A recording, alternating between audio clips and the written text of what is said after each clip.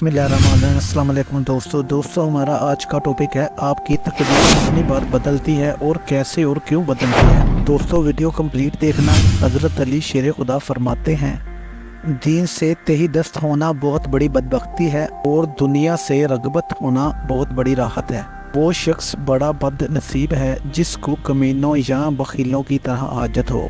मौला अली शेर खुदा फरमाते हैं, बदबख्त है वो जो अपने हाल पर मगरूर हुआ और फजूल उम्मीदों के धोखे में पड़ा रहे।